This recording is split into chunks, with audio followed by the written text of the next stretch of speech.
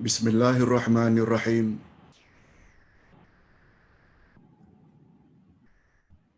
Alhamdulillah nahmaduhu wa nasta'inuhu wa nastaghfiruh. Wa na'udzu billahi min shururi anfusina wa min sayyiati a'malina. Man yahdihillahu fala mudilla lahu wa man yudlil fala hadiya lahu. Asyhadu an la ilaha illallah wahdahu la syarika lahu wa asyhadu anna Muhammadan abduhu wa rasuluh la nabiyya ba'dah. Allahumma salli wa sallim ala nabiyyina Muhammad wa ala alihi wa sahbihi ajma'in, amma ba'd. Hadirin dan hadirat serta para pemirsa yang saya hormati, Assalamualaikum warahmatullahi wabarakatuh.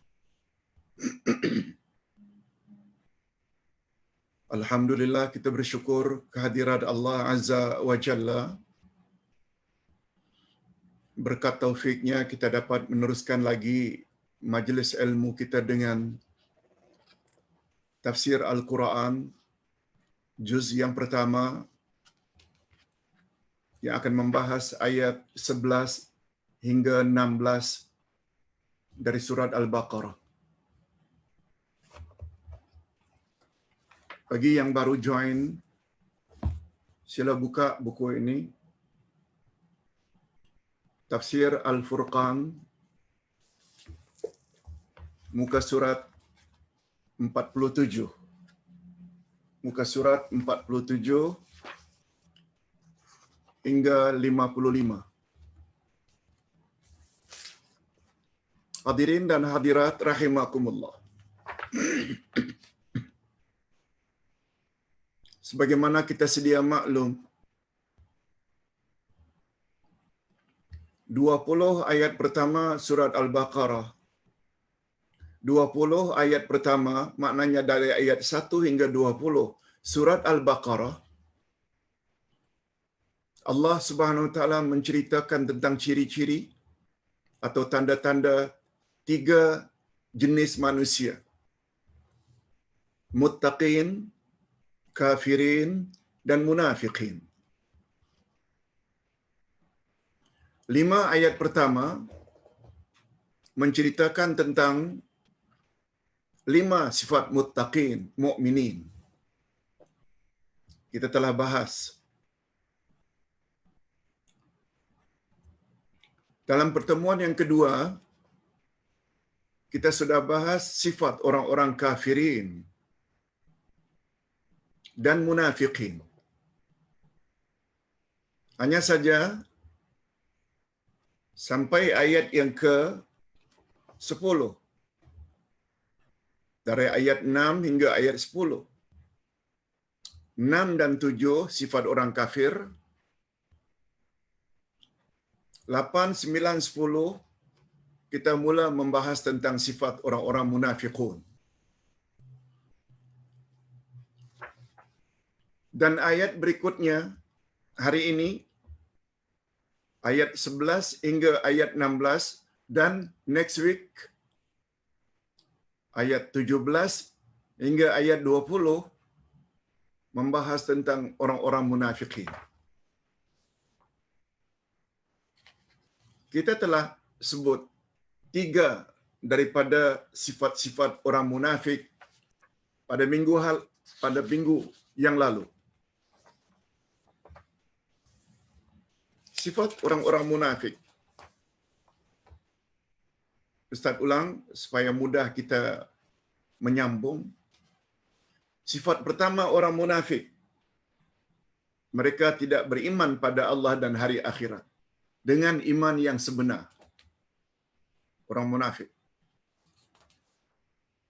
Ingat, pada diri orang munafik ada 2 sifat.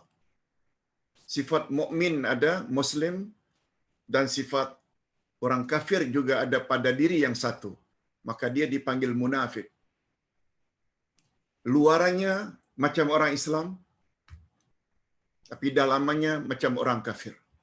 Dia salat, dia puasa, naik haji, umrah, Dia mengucap dua kalimat syahadat, tapi dalam hatinya macam orang kafir, tak suka kepada Islam. Munafik. Dikatakan kafir tidak, dikatakan muttaqin atau mukminin juga tidak. Karena di dalam diri yang satu ada sifat mukmin dan ada sifat kafir.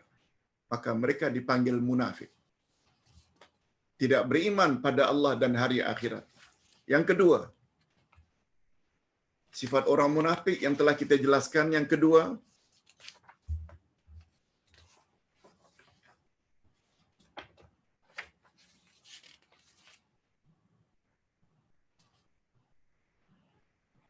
mereka golongan yang gemar dan suka menipu. Suka menipu. Dan yang ketiga, sifat mereka bahwa hati mereka berpenyakit. Fi qulubihim marad. Dalam hati mereka ada penyakit.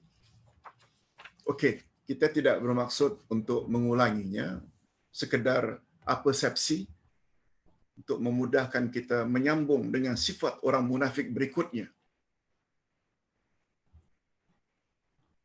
Nah, pembahasan kita pada pagi ini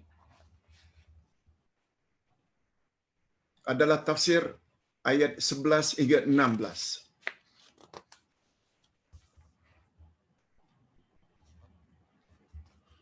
Untuk menghemat masa, sebagaimana kita sama-sama maklum, Ustaz sudah jelaskan semalam, minggu ini kita hanya belajar 1 jam sahaja. Tidak ada soal jawab. Kalau kita mula jam 10, jam 11, Ustaz akan berhenti menjelaskan tentang orang-orang munafik. Dan untuk menghemat masa, Ustaz lanjut saja kepada tafsir ayat. Lihat muka surat 48. Tafsir ayat. Sebab ayatnya dan terjemahannya akan diulang balik nanti. Kalau pada ayat-ayat yang lalu, maknanya minggu lalu, atau 2 minggu yang lalu, Allah Subhanahu wa taala telah menerangkan beberapa sifat mukminin muttaqin dan sifat-sifat kufar, orang-orang kafir, serta beberapa sifat munafikin. Yes. Maka pada ayat berikutnya Allah Subhanahu wa taala menerangkan lagi beberapa sifat munafikin yang lain. Apa dia sifat munafikin yang lain? Kalau tadi yang pertama, mereka tidak beriman dengan Allah dan hari akhirat. Yang kedua, mereka gemar menipu. Dan yang ketiga, hati mereka berpenyakit. Dah 3. Nah, sekarang yang keempat. Sifat orang munafik yang keempat, berbeza antara ucapan dengan perbuatan. Yang dia cakap lain, yang dia buat lain. Munafiklah itu. Hati-hati. Kalau kita pernah memiliki sifat itu. Sifat itu sebenarnya sifat orang munafik. Yang kita selalu gunakan istilah cakap tak serupa bikin. Nah, dalam hal ini Allah Subhanahu wa taala menegaskan sifat yang keempat orang munafik, yakni berbeza antara ucapan dengan perbuatan. Apa kata Allah? Ini yang Ustaz maksudkan. Ayat kita akan baca dan terjemahkan. A'udzubillahi minasyaitonirrajim. Wa idza qila lahum la tufsidu fil ardh qalu innama nahnu muslihun.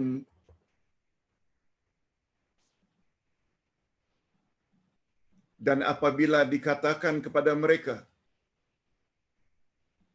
bila dikatakan kepada mereka, yakni orang munafik, Janganlah kamu membuat kerosakan di atas muka bumi.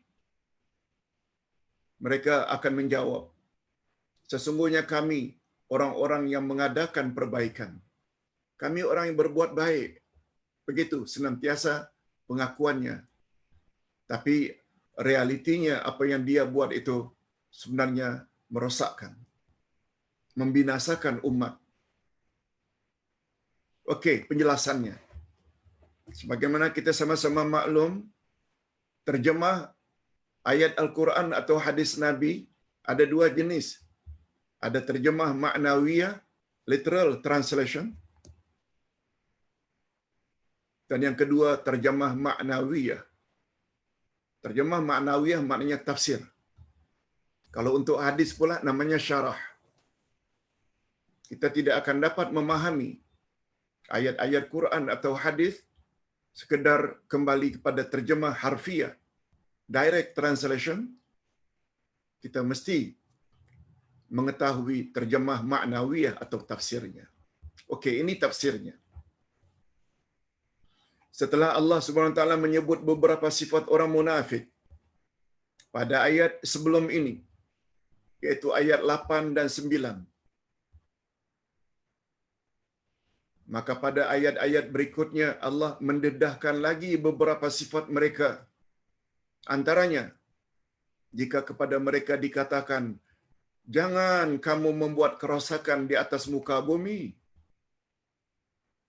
mereka selalu menolak tuduhan itu dengan mengatakan, tidak, kami tidak pernah membuat kerosakan.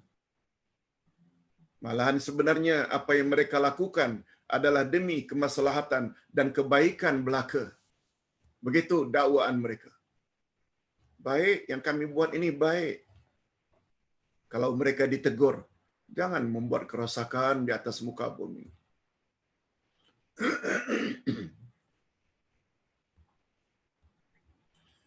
Menurut Imam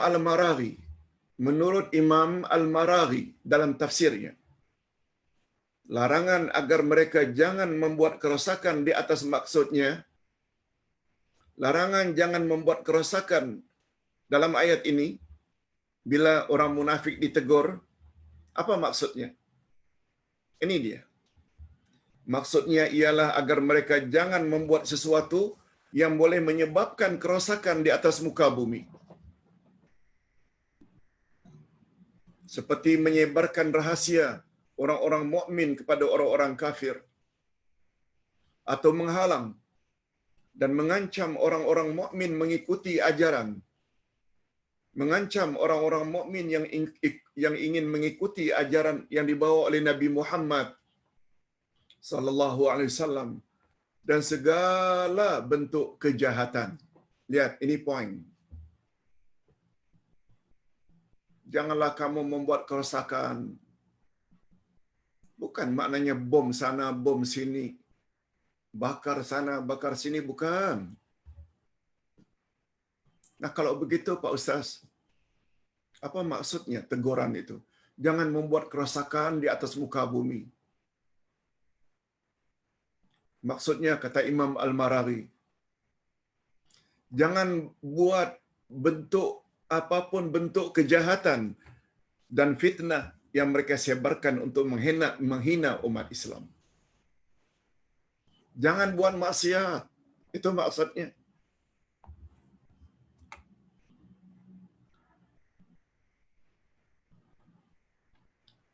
Ustaz ada tulis dalam Sinar Harian, cara Allah menghancurkan satu-satu negeri. Bukan dengan tiba-tiba Allah hancurkan saja. Tidak. Bukan tiba-tiba Allah jadikan gempa bumi di kawasan itu.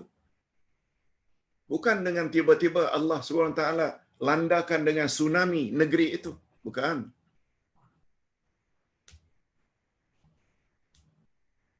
Ustaz pernah tulis 2-3 minggu yang lalu di Sinar Harian, berdasarkan ayat 16 surat Al-Isra, Allah SWT apabila ingin menghancurkan satu-satu negeri, Lalu Allah akan suruh orang-orang yang hidup mewah dalam negeri itu agar taat kepadanya. Tapi mereka durhaka pada Allah. Mereka tidak buat suruhan Allah, mereka langgar larangan-larangan Allah. Lalu Allah Subhanahu wa taala hancurkan negeri itu sehancur-hancurnya. Ayat 16 surat Al-Isra. Oleh sebab itu, bila ada orang-orang yang hidup mewah dan punya kedudukan pula, melakukan rasuah, korupsi, sebenarnya perbuatan itu mengundang bala bencana dari Allah. Lebih-lebih lagi, apabila orang tahu, alim ulama, agamawan, tidak mau menegur perbuatan tersebut. Sebenarnya apa yang dilakukan oleh perasuah-perasuah tersebut atau orang yang memberi rasuah sebenarnya mengundang bencana atau bala agar diturunkan ke permukaan bumi sehingga orang-orang yang tidak bersalah pun akhirnya binasa. Yes, itu maknanya. Jangan kamu membuat kerosakan di atas muka bumi. Bukan maknanya bom sana, bom sini, bakar sana, bakar sini. Tidak. Dia membawa makna jangan durhaka terhadap Allah. Itu sebabnya di dalam tulisan Ustaz yang terakhir beberapa hari yang lalu, Ustaz ada sebut dengan dakwah negara selamat. Itu sebabnya orang-orang yang punya ilmu pengetahuan agama tidak boleh diam bila melihat kejahatan yang berlaku dalam masyarakat. Mereka mesti tegur. Itu sebabnya Ustaz jelaskan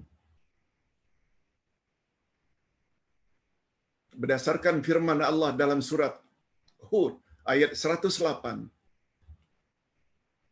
Apa kata Allah? Aku tidak akan binasakan suatu negeri sekiranya dalam negeri itu ada muslihun. Muslihun. Muslihun maknanya orang-orang yang mau menegur, bukan salihun. Di situ bezanya antara salih dengan muslih. Nah, perkataan itu terdapat di dalam ayat tadi. Apa kata orang-orang munafik apabila ditegur? Jangan buat kebinasaan di atas muka bumi. Apa jawab mereka? Innama nahnu muslihun. Mereka menjawab, sesungguhnya kami ini adalah muslihun. Mereka mendakwa pula mereka telah berbuat baik. Padahal sebaliknya. Okey, kita teruskan. Orang-orang munafik menjawab, sesungguhnya kami adalah orang-orang muslihun. Orang-orang yang mengadakan perbaikan.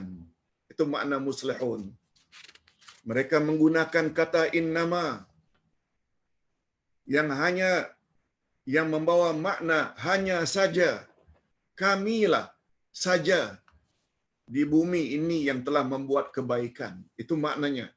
Penggunaan innama ini dalam bahasa Arab dipanggil dengan adat lil hasr, untuk menyatakan hanya saja, tidak orang lain. Kamilah sebenarnya yang telah membuat negeri ini maju, yang membuat negeri ini aman. Itu dakwaan orang munafik. Padahal pada masa yang sama mereka rasuah. Mereka berbuat zalim pada orang ramai. Coba tengok apa kata ulama tafsir tentang dakwaan ini. Mereka menggunakan kata innama yang bermakna hanya saja untuk menyatakan bahawa mereka saja yang membuat kebaikan. Dan mafhumnya secara tersirat bahawa orang-orang mukmin, orang-orang yang beriman bukanlah golongan yang suka berbuat baik. Kalau mereka yang munafik itu mendakwa bahawa mereka lah muslihun, bermakna orang-orang beriman yang menegur itu bukan orang baik. Yang baik itu kami saja. Ini berlaku di mana-mana di atas permukaan bumi. di antara ciri-ciri orang-orang munafik. Supaya kita tahu. Iaitu awal-awal Quran lagi Allah dah sebut.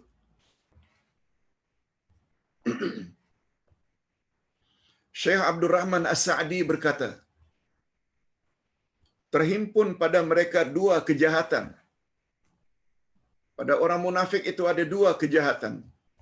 Iaitu antara perbuatan mungkar, satu. Yang kedua, dakwaan kononnya perbuatan mereka lah yang baik. Mereka menghalang orang daripada mengikuti ajaran Nabi Muhammad sallallahu alaihi wasallam. Itu sifat orang munafik pada asalnya. Tak suka orang mendengar ceramah Rasulullah sallallahu alaihi wasallam, mereka menghalang. Yang kedua, mereka mendakwa kononnya merekalah yang terbaik. Ini grup-grup orang-orang munafik di zaman Nabi sallallahu alaihi wasallam. Perbuatan merekalah yang terbaik. Sudahlah mereka buat kemungkaran.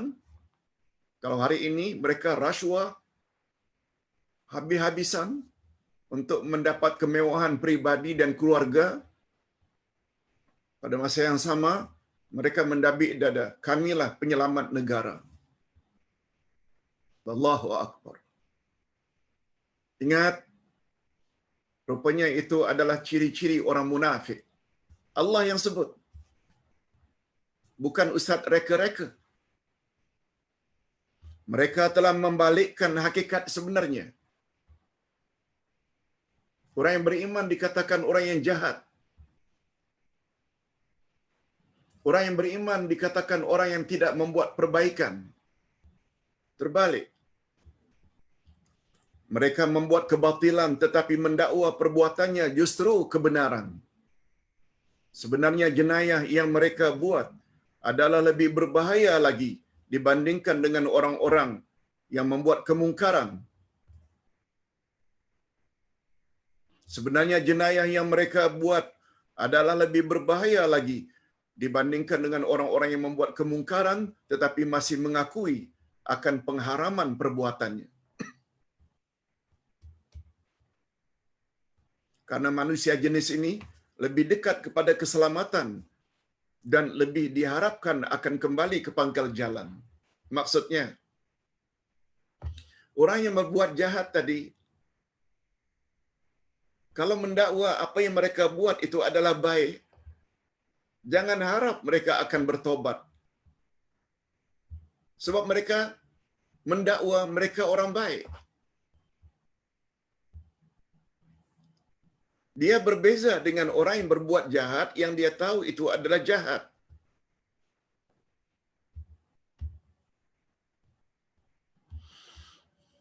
Ustaz buat contoh. Ustaz pernah sebut sebelum ini.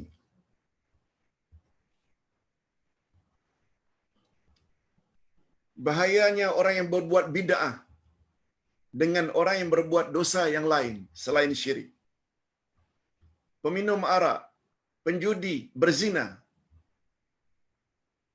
Biasanya mereka buat kejahatan itu, mereka tahu yang itu adalah dosa. Berbeza dengan orang yang berbuat bid'ah. Melakukan amalan-amalan yang tidak disuruh oleh Nabi. Direka baru. Lalu penambahan-penambahan di sana sini yang mereka lakukan sambil mendakwa dengan penambahan itu membuat amal mereka lebih baik. Boleh faham? Orang yang membuat penambahan amalan-amalan yang tidak datang dari Nabi senantiasa mendakwa penambahan itu membuat ibadatnya menjadi lebih sempurna. Itu sebabnya kata Imam Asy-Syafi'i, orang yang berbuat bid'ah jangan harap mereka akan tobat pada Allah. Tapi orang yang minum arak, berjudi, berzina, besar kemungkinan mereka bila insaf akan tobat segera pada Allah. Apa sebab? Sebab penjudi, penzina, peminum arak, mereka tahu bahwa itu adalah dosa. Itu sebabnya pendorong mereka untuk tobat. Sementara orang yang buat berbid'ah, penambahan di sana sini, dengan penambahan itu membuat ibadat mereka menjadi lebih sempurna, jangan harap orang tersebut akan bertobat kepada Allah. Yes. Orang munafik macam itu. Sebenarnya jenayah yang mereka buat adalah lebih berbahaya lagi dibandingkan dengan orang-orang yang membuat kemungkaran, tetapi masih mengakui akan pengharaman perbuatannya karena manusia jenis ini lebih dekat kepada keselamatan dan lebih diharapkan akan kembali ke pangkal jalan. Yes. Kita teruskan dengan sifat yang kelima. Gemar membuat kerosakan. Kalau yang keempat tadi berbeza antara ucapan dengan perbuatan. Yang kelima, suka membuat kerosakan di atas muka bumi. Apa kata Allah tentang sifat kelima orang-orang munafik? Ala innahum humul mufsidun walakin la yash'urun. Ingatlah, sesungguhnya mereka itulah orang-orang yang membuat kerosakan, tetapi mereka tidak sadar. Merekalah sebenarnya, kata Allah, orang yang telah membuat kerosakan, yang akhirnya mengundang bencana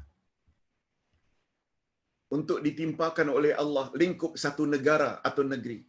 Merekalah sebenarnya orang-orang yang telah membuat kerosakan. Apa tafsirannya, Pak Ustaz? Ini dia. Dalam ayat ini pula Allah membalikkan dakwaan mereka. Sebenarnya merekalah orang yang membuat kerosakan. Karena tidak ada kerosakan yang lebih besar daripada mengingkari ayat-ayat Allah. Menghalang orang daripada jalan Allah. Menipu Allah dan orang-orang beriman. Menolong musuh-musuh Allah dan rasul-rasulnya. Malahan pada waktu yang sama, mendakwa kononnya mereka membuat perbaikan. Adakah kerosakan lebih besar daripada kerosakan ini?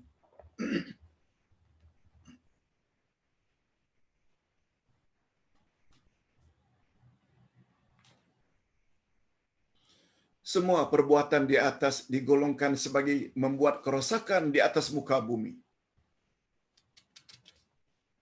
Karena perbuatan-perbuatan tersebutlah yang menjadi penyebab utama kemusnahan apa yang akan terjadi di atas muka bumi. Seperti bencana alam yang menimpa tanaman dan buah-buahan dan lain-lain kerosakan akibat keangkuhan dan kedurhakaan yang dilakukan oleh manusia.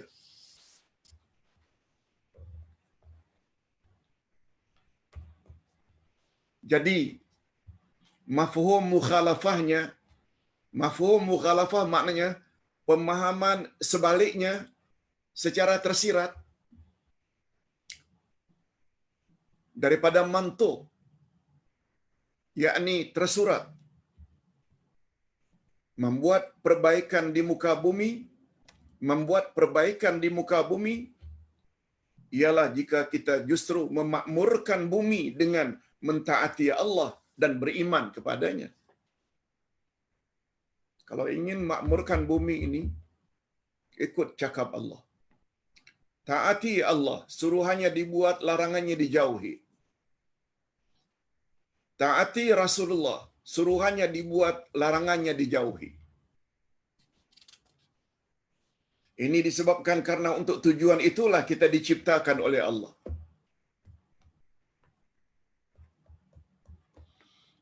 Semua kita tahu matlamat kita dicipta oleh Allah agar beribadat kepadanya. Allah berfirman pada ayat 56 Az-Zariyat,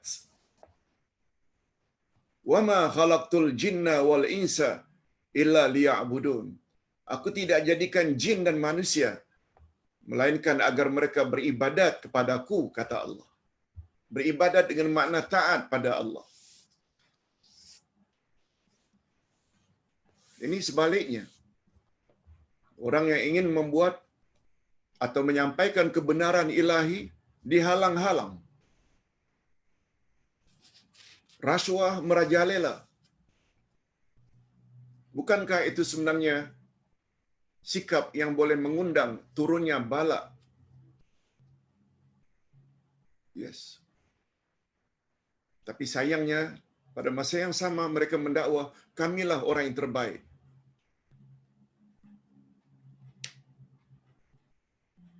Ini disebabkan karena untuk tujuan itulah kita diciptakan oleh Allah, yaitu untuk taat pada Allah. Dia telah tempatkan kita di atas muka bumi dan mengurniakan kita bermacam-macam jenis rezeki supaya dapat membantu kita mentaatinya dan beribadat kepadanya. Oleh itu, jika kita berbuat sebaliknya, bila kita buat sebaliknya, itu bermakna kita telah membuat kerosakan di atas muka bumi dan menghancurkan tujuan asal kita diciptakan. Orang yang ingin menyampaikan ayat Quran, hadis Nabi yang sahih, dihalang, tak dibenarkan menyampaikan kebenaran.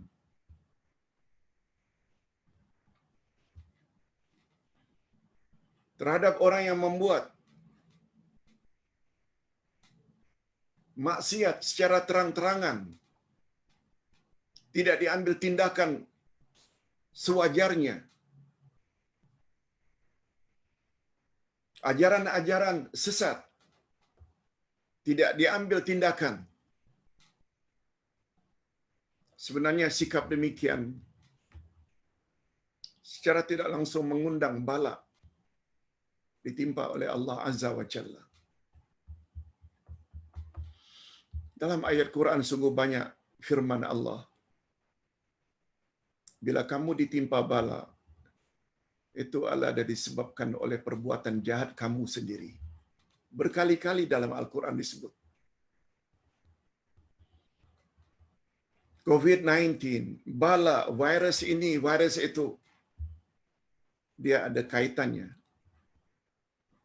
dengan sikap manusia. Sebab Allah Subhanahu wa taala Maha Adil. Allah Subhanahu wa taala Maha Adil.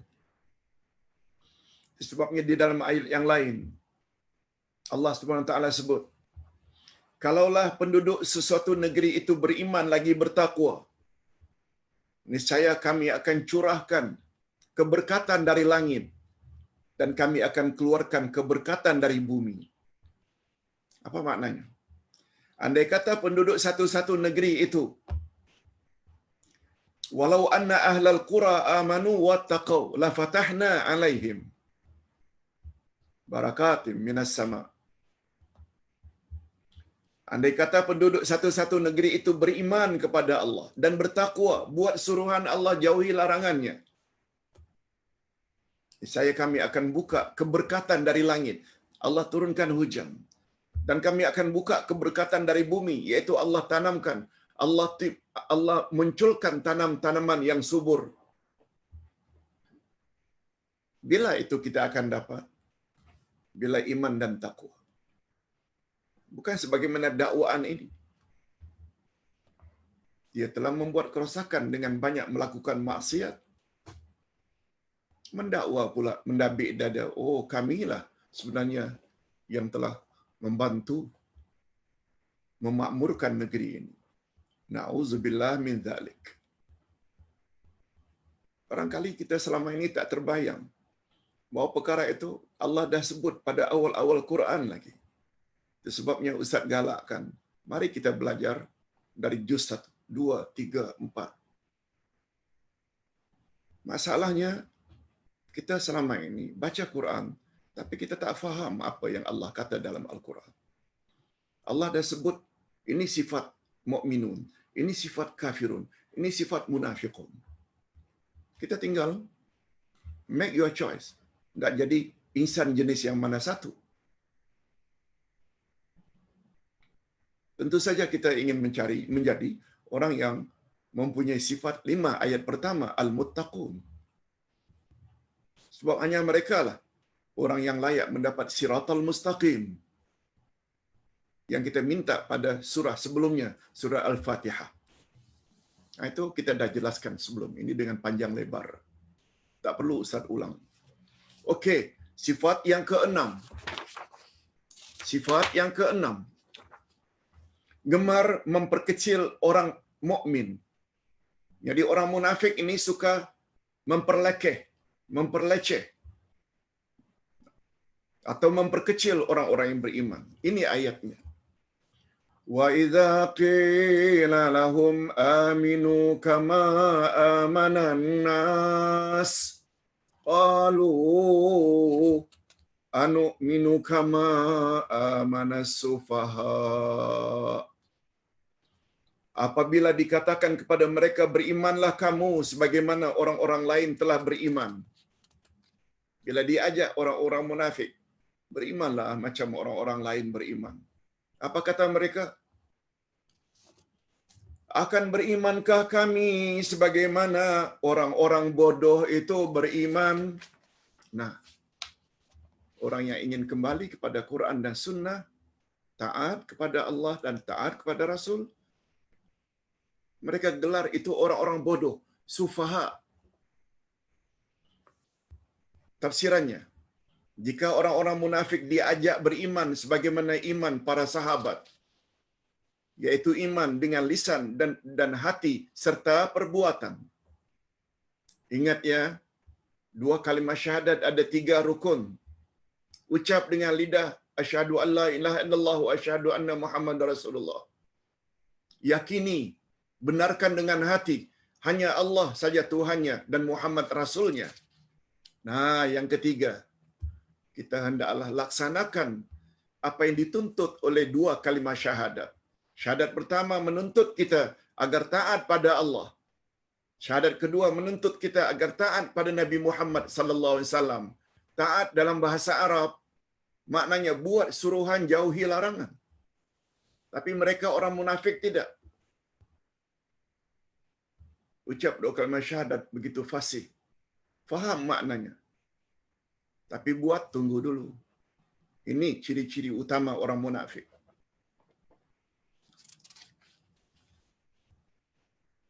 Lalu apa kata Allah tentang mereka?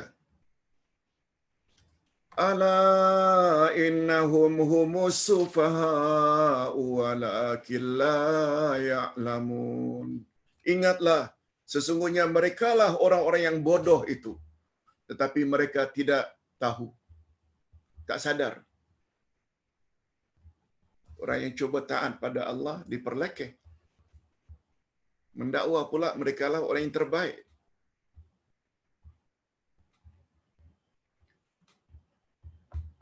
Sebab pada peringkat awal, ini sedikit kisah yang mendekati Rasulullah sallallahu alaihi wasallam memang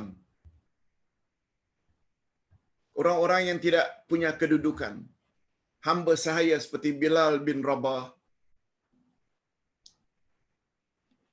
dan lain-lain dari kalangan sahabat, dari kalangan hamba sahaya. Itu yang mendekati Rasulullah sallallahu alaihi wasallam dan beriman. Bukan pembesar-pembesar zaman itu. Apabila Nabi memberi pengajaran, mereka lalu diajak. Marilah ikut sama-sama duduk. Apa kata mereka? No. Apakah kami akan duduk dengan orang-orang yang derajatnya low class? Kami orang yang ada kedudukan. Yes. Itu sebabnya jawaban mereka. Apakah kami akan beriman sebagaimana orang-orang bodoh itu beriman, wahai Muhammad? Maksud mereka, pengikut-pengikut setia Nabi Muhammad pada awal keislaman yang memang terdiri daripada orang-orang yang bukan orang berpangkat. Lalu apa kata Allah? Ketahuilah, ingatlah, sesungguhnya mereka itulah orang-orang yang membodoh, tetapi mereka tidak tahu. Allah Subhanahu Wa Taala membantah keras dakwaan mereka sambil mengkhabarkan bahawa merekalah sebenarnya orang-orang yang bodoh itu. Karena hakikat kebodohan ialah kebodohan manusia tentang kemaslahatan dan kebaikan dirinya sendiri, dan malahan sebaliknya suka melakukan perkara-perkara yang boleh mendatangkan mudarat dan membahayakan diri. Sifat-sifat ini jelas kelihatan pada orang-orang munafik.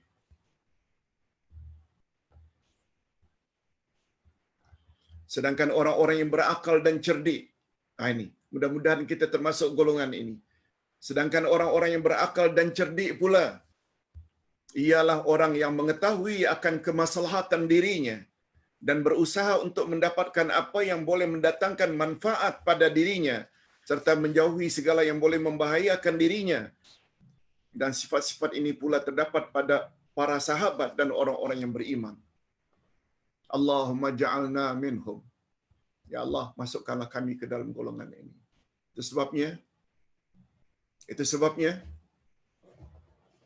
ibu-ibu dan bapa-bapa sekalian, para pemirsa, para penonton sekalian, mengapa kita beria-ia sangat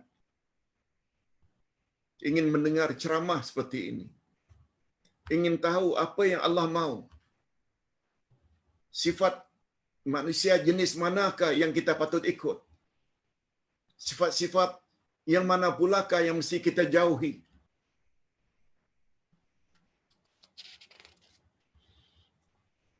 Semua kita tahu, kita tidak lama lagi akan meninggalkan dunia ini. Ingat ya, kata-kata sahabat. Sedikit Ustaz ulang. Khuliqan nasi lil abad. Khuliqan nasu lil abad. Walakinnahum yantaqiluna min darin ila dar. Manusia dicipta oleh Allah adalah untuk hidup kekal abadi selama-lamanya. Hanya saja mereka mesti berpindah dari satu alam ke alam berikutnya. Tak pernah berakhir hidupnya manusia. Cuma bila ada tambahan hidup kita di dunia, yes, akan berakhir. Tapi bukan berakhir begitu saja. Alam roh. Kemudian kita berada di alam rahim. Sudah alam rahim, kita akan keluar dari perut ibu, namanya alam dunia. Sudah alam dunia, kita akan pindah lagi ke alam barzakh. Sudah alam barzakh, kita akan pergi lagi ke alam akhirat setelah kiamat. Tempat di sana dua saja, syurga atau neraka. Bila hidup kita akan berakhir? Itu yang dimaksud oleh para sahabat. Manusia dicipta oleh Allah untuk hidup kekal abadi selama-lamanya. Hanya saja mereka mesti berpindah dari satu alam ke alam berikutnya. Sekarang ini kita berada di alam dunia. Sebentar lagi kita akan pindah ke alam barzakh. Setelah kiamat, kita akan bangkit dari kubur untuk dihisab. Bila berakhirnya? Tapi ingat, keadaan kita di alam barzakh, kubur, dan alam akhirat sangat tergantung dengan aktiviti kita ketika di dunia ini. Lebih-lebih lagi menghadiri majlis ilmu seperti ini. Apa kata Nabi? Siapa yang rajin, sungguh-sungguh pergi ke majlis ilmu, niscaya Allah permudahkan baginya jalan menuju ke syurga.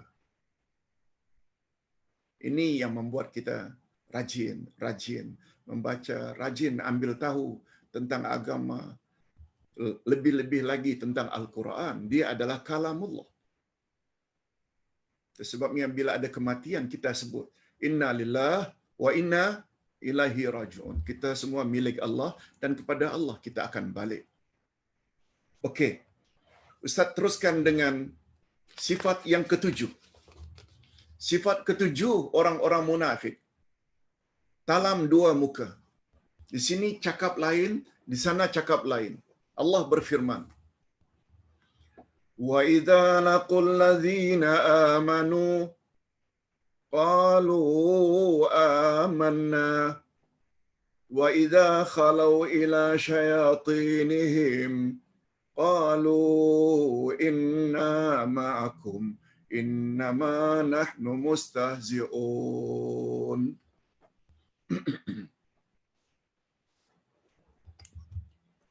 Bismillah.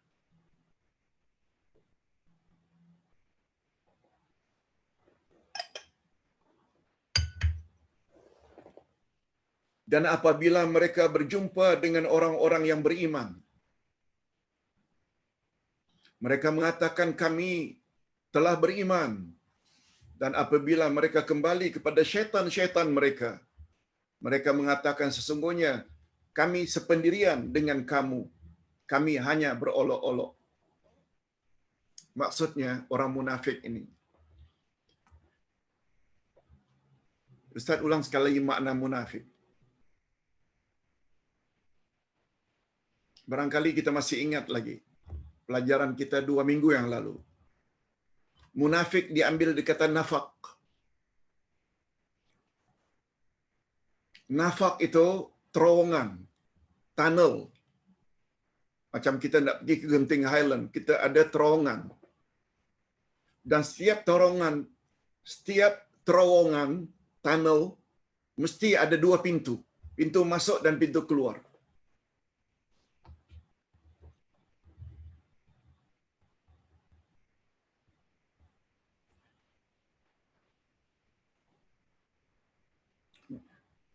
Kata-kata munafik diambil kata nafak.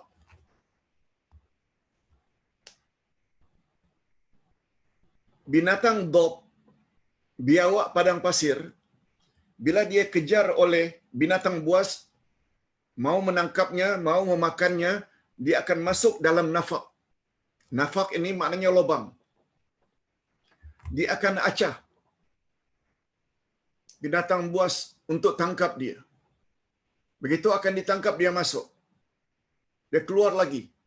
Ketika binatang buas fokus pada lubang yang satu, dia langsung pergi ke lubang yang kedua untuk lari. Itu asal perkataan nafak. Dari perkataan itulah timbul munafik. Itu sebabnya orang munafik, bila jumpa orang beriman, dia akan kata kami beriman. Bila jumpa dengan konco-konconya, di sini digunakan syaitan-syaitannya, dia akan kata, alah kami hanya nipu saja mereka katakan beriman, supaya isteri kami tidak diganggu, keluarga kami tidak diganggu. Alah, apa salahnya?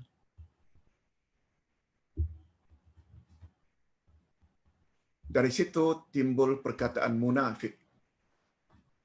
Dari kata nafak yang mempunyai 2 pintu,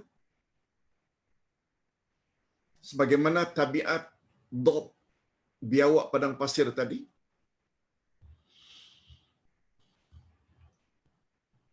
Ini di antara ciri-ciri orang munafik, yaitu suka bermuka-muka, talam 2 muka. Ini satu lagi sifat orang-orang munafik, yaitu talam 2 muka. Jika mereka berjumpa atau sedang berkumpul dengan orang-orang yang beriman, mereka berkata kami beriman sebagaimana iman kamu. Tetapi jika mereka berjumpa atau sedang berhimpun dengan pemimpin-pemimpin atau rakan-rakan mereka dari kalangan orang-orang kafir, mereka kata kami tetap sependirian dengan kamu. Sesungguhnya kami mengakui beriman kepada mereka, hanya olok-olok saja, agar kami tetap berhak mendapat bahagian harta rampasan perang, supaya harta dan anak serta isteri kami tidak diganggu oleh mereka, dan supaya kami terus dapat mengetahui rahasia-rahasia mereka. Nah, itu dia. Sebabnya dalam bahasa kita selalu dikatakan sebagai orang munafik ini tak ubah bagaikan musuh dalam lipatan. Musuh dalaman kita. Sebenarnya orang munafik lebih berbahaya dari orang kafir. Bila kita berhadapan dengan orang kafir, kita batasi percakapan kita. Tapi bila berhadapan dengan orang munafik, karena dia mengaku beriman, kita sebutlah rahasia-rahasia dalaman tentang barisan orang-orang Islam. Dia dengar, lalu dia beritahu kepada rakan-rakannya orang kafir. Itu sebabnya di akhirat nanti, banyak ayat menyebut bahawa orang kafir dan orang munafik sama-sama diletakkan oleh Allah di bahagian neraka yang paling bawah. Na'udzubillah. Imam Al-Baghawi berkata dalam tafsirnya, tafsir Al-Baghawi, yang dimaksudkan dengan orang-orang yang beriman dalam ayat ini ialah Muhajirin dan Ansar. Semua kita tahu, Muhajirin orang Mekah yang berhijrah ke Madinah, Ansar pula orang-orang beriman pengikut setia Nabi Muhammad sallallahu alaihi wasallam dari kalangan orang Madinah, Muhajirin dan Ansar. Itu yang dimaksudkan orang beriman di sini. Sedangkan syaitan-syaitan mereka itu menurut Ibnu Abbas ialah 5 orang pemimpin Yahudi zaman itu, Ka'ab bin Al-Ashraf di Madinah, Abu Burdah di Bani Aslam, Abdud Dar di Juhainah, Auf bin Amir di Bani Asad, dan Abdullah bin As-Sauda di Syam. Dan asal nama syaitan dan asal makna syaitan semua kita tahu, yaitu al-bu'du, yaitu jauh. Sebabnya syaitan dinamakan syaitan karena syaitan membawa makna ba'idun anil haq. Setiap yang ingin menjauhkan kita dari kebenaran, itulah dia syaitan. Sebabnya syaitan dinamakan syaitan. Summiya syaitanu syaitanan limtidadihi fi syarri wa bu'dihi minal khair. Ini definisi syaitan. Syaitan dinamakan syaitan karena ia berterusan di dalam kejahatan dan jauh daripada kebaikan. Itu syaitan. Na'udzubillah min dzalik. Okey, kita teruskan dengan ayat yang ke-15.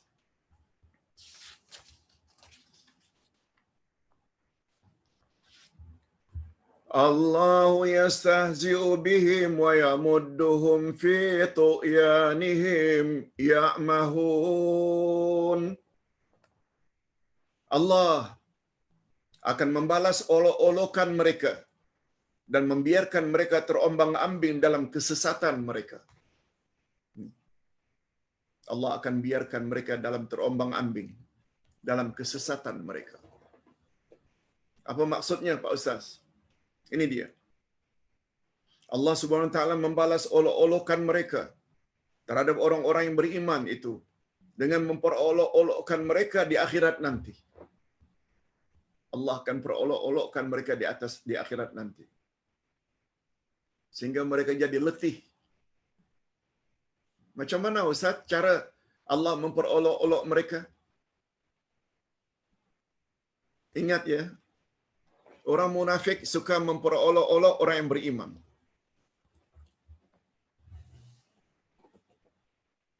Memperlekeh orang-orang yang beriman pada Quran dan sunnah Nabi. Allah akan balas olok-olok mereka itu. Mungkin tidak di dunia, tapi di akhirat. Ini sesuai dengan kaedah dalam ilmu akidah. Al-jaza'u min jinsil amal. Pembalasan selalu setimpal dengan amal perbuatan seseorang. Kita baca. Allah Subhanahu wa taala membalas olok-olokan mereka terhadap orang-orang yang beriman dengan memperolok-olok mereka di akhirat nanti. Menurut Ibnu Abbas, ini Abdullah Ibnu Abbas radhiyallahu anhuma, orang yang sangat pakar dalam Al-Quran, apa kata beliau? Di akhirat nanti akan dibuka untuk mereka pintu-pintu syurga. Pintu syurga dibuka. Dan jika mereka sudah hampir memasukinya, semuanya meluru nak masuk syurga. Tiba-tiba pintu syurga ditutup. Allahu Akbar. Tak dapat masuk. Kemudian dibuka lagi pintu syurga yang lain pula. Mereka meluru lagi ke sana. Begitu dekat, macam sliding door, langsung ditutup balik. Langsung ditutup balik.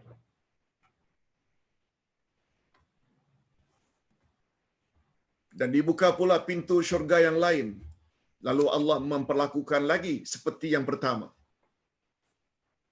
Itu cara Allah memperolok-olokkan mereka. Demikian juga seterusnya, sehingga mereka merasa putus asa. Inilah yang dimaksudkan dengan kaedah usul al-jaza'u min jinsil amal. balasan setimpal dengan jenis amalan.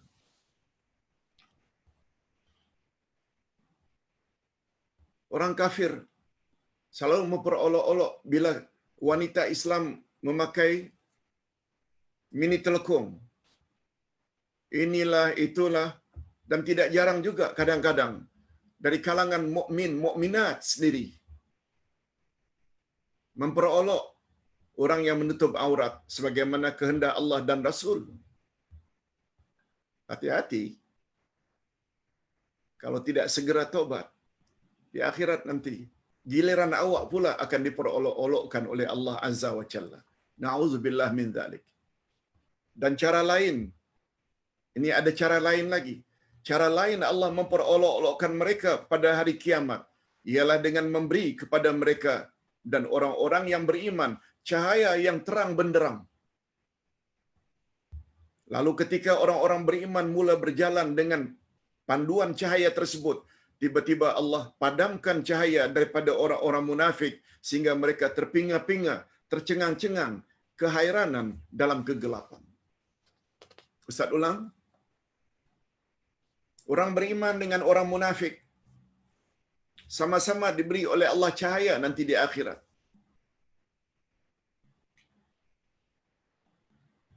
Pak Ustaz, orang munafik juga dapat cahaya? Yes. Ini salah satu tafsiran.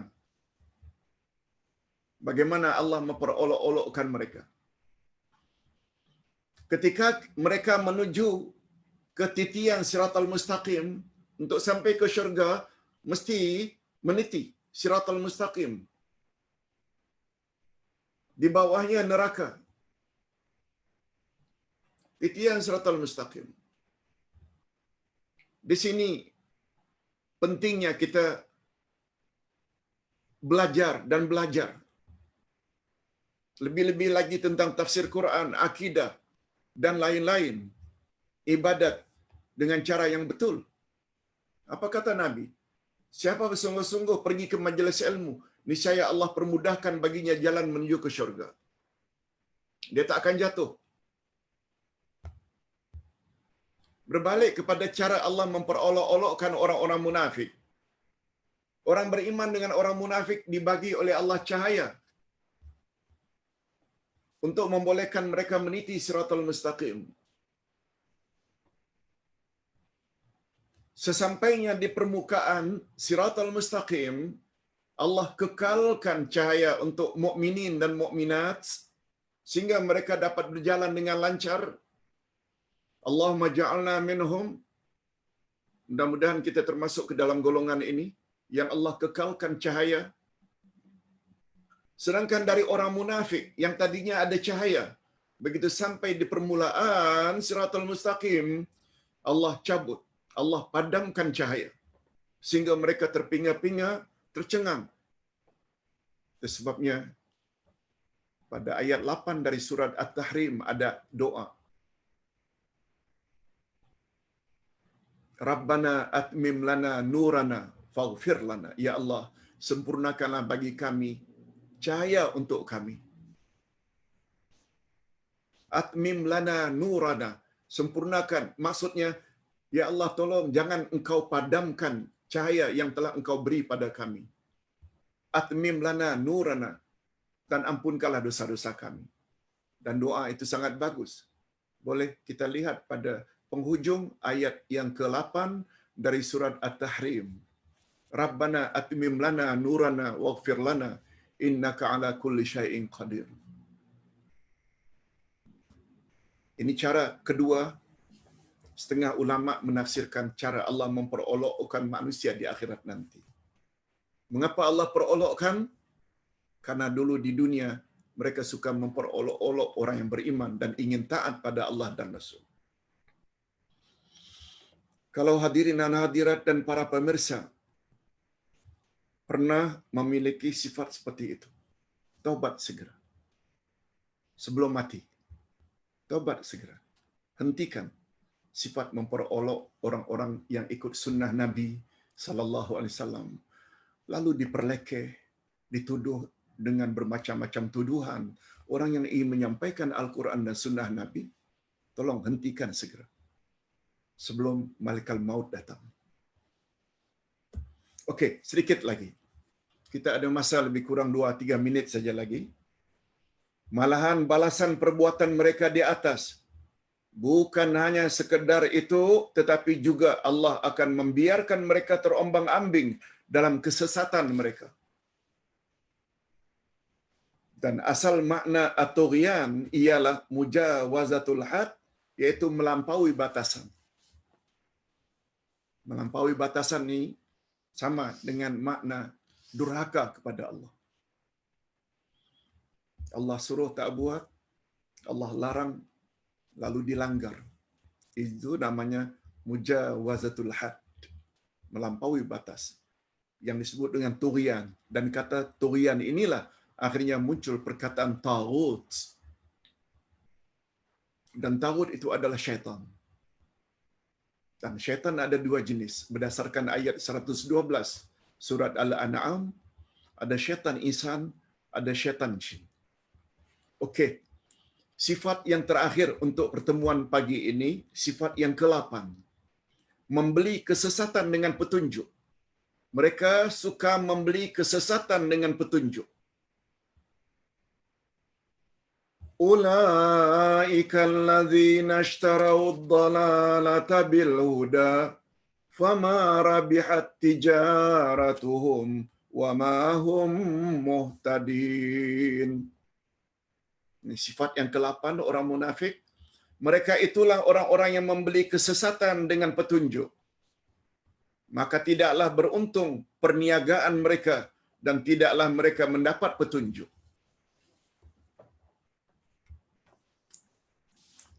Tafsiran ayat.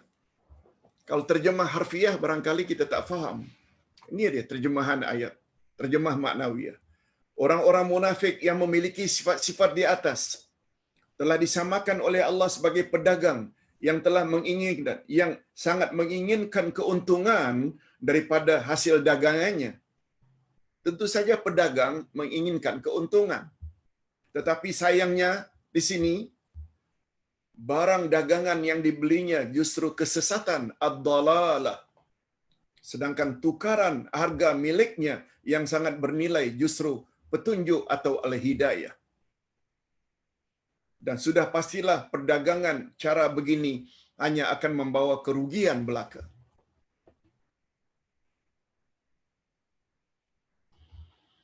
Maksudnya, kita ada harta yang sangat bernilai. Taruhlah emas, permata.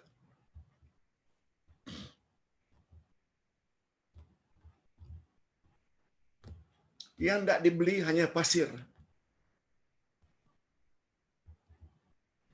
Atau sesuatu yang berbahaya. Jadi sikap orang-orang munafik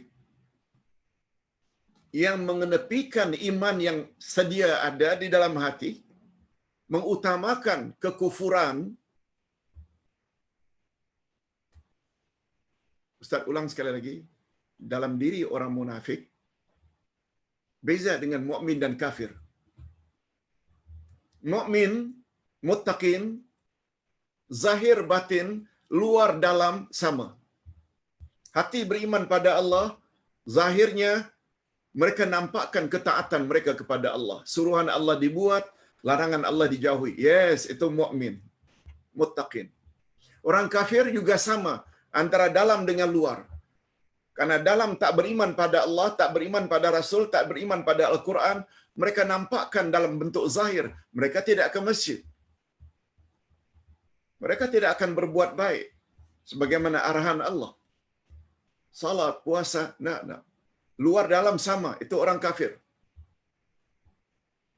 Sebagaimana keingkaran di dalam hati mereka terhadap Allah dan Rasul, macam itulah tindak tanduk mereka di luar. Sama juga. Munafik lain. Luarannya macam muttaqin. Dia salat, dia mengucap doa masyahadat, dia haji, dia umrah, dia banyak sedekah. Tapi dalam hatinya tak suka dengan Islam. Lalu antara dua benda ini, kekufuran yang ada di dalam ini, keislaman yang ada pada luaran, dia pendam, dia tekan,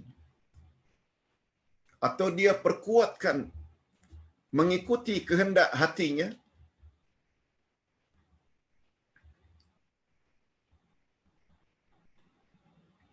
kehendak hatinya dia utamakan, ini yang dimaksudkan. Mereka sebenarnya orang yang telah membeli sesuatu dengan harga yang sangat mahal. Kita teruskan sedikit. Tetapi sayangnya di sini, barang dagangan yang dibelinya justru dalalah, kekufuran dan kesesatan itu yang mereka utamakan daripada hidayah, yang sebenarnya mereka ada peluang untuk mendapat hidayah. Dan sudah pastilah dagangan yang begini hanya akan membawa kerugian belaka. Sebagaimana dimaklumi bahawa pada diri orang munafik terhadap dua unsur. Orang munafik terdapat dua unsur. Ustaz ulang sekali lagi. Yaitu unsur iman dan kufur. Iman kelihatan pada zahirnya, sedangkan kufur tersemat di dalam batinnya. Tetapi sayangnya, unsur kufur dapat mengalahkan unsur iman.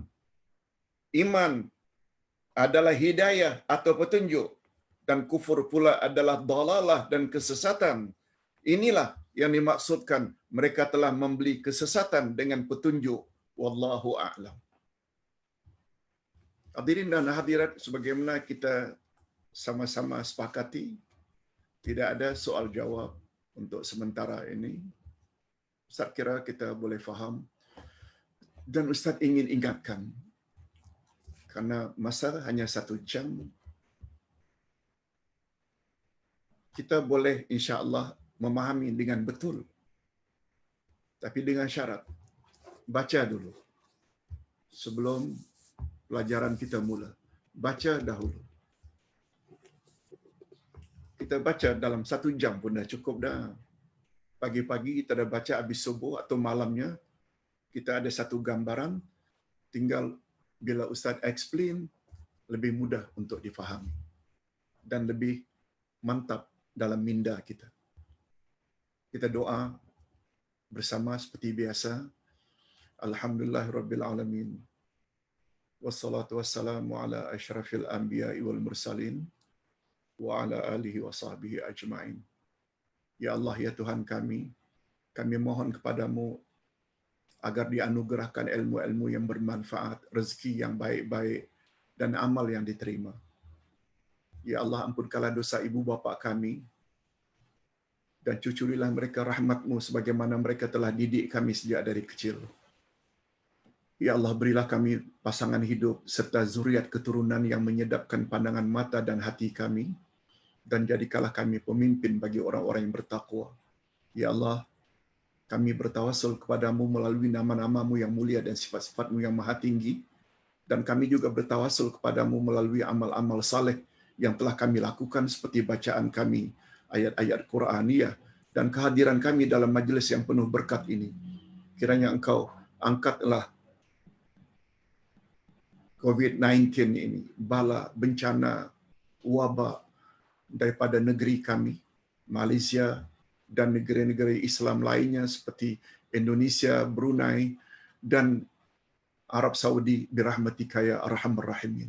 Wa sallallahu ala nabiyyina Muhammad wa ala alihi wa sahbihi ajma'in. Walhamdulillahirabbil alamin. Subhanakallahumma wa bihamdik asyhadu an la ilaha illa anta astaghfiruka wa atubu ilaik. Assalamualaikum warahmatullahi wabarakatuh.